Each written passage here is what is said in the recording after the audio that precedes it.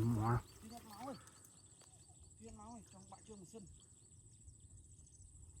Nó ngắt.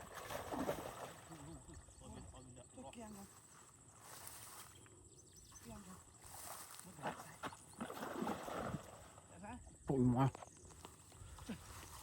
Tôi lẹ sai không?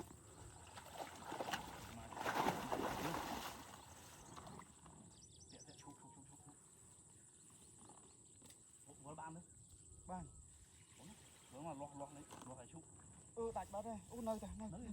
Nơi đây. Rửa mau. Tụi mà. Cột bằng sân không?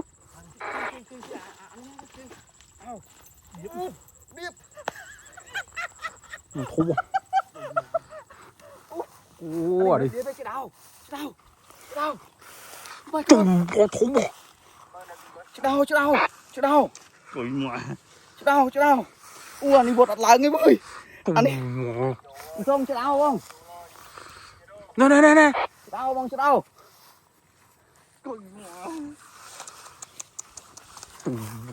Cột nữa chứ. Ô từ nào rồi chứ? Này nó mòn ra đi. Ô bay buông lậu vào đó. tán này vì phong lập. Những viên trình. Đi gần. Trời mà chỗ đâu?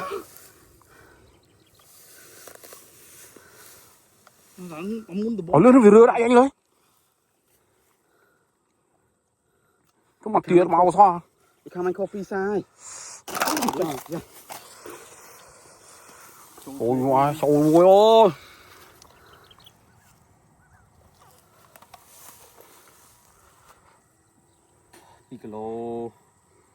Piccolo là. Trời mà. Piccolo là. Mantap. Trời mà. Tap.